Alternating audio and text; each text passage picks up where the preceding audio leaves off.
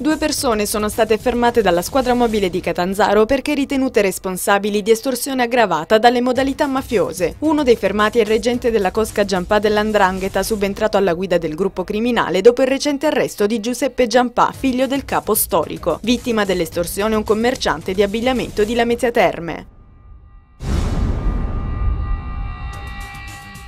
È stato raggiunto mortalmente al volto, al torace e all'addome da 12 colpi di pistola Giuseppe Canale, 39 anni, di Gallico, Reggio Calabria. L'uomo si trovava nei pressi di un bar quando è stato inseguito dal killer che, sparando, ha ferito casualmente un 42enne che si trovava nei pressi del luogo del delitto. La vittima, pregiudicato per associazione di tipo mafioso, duplice tentato omicidio, armi e altro, era vicino al clan serraino dell''Ndrangheta. Sul posto i carabinieri.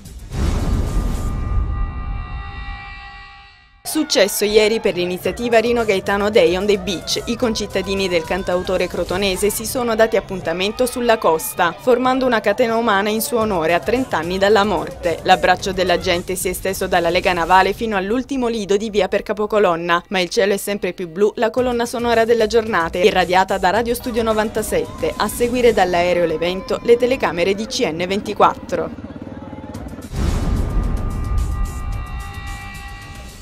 Un concerto per ricordare Gianfranco Greco, scomparso in un incidente stradale il 22 febbraio 2010, si svolgerà come lo scorso anno al Castello Aragonese di Isola Caporizzuto. L'associazione Gianfranco Greco Giovani Uniti per la Sicurezza Stradale ha infatti organizzato la seconda edizione del Life for Gianco, che si svolgerà alle Castella martedì 16 agosto. Madrina della serata sarà la cantante crotonese Chiara Ranieri.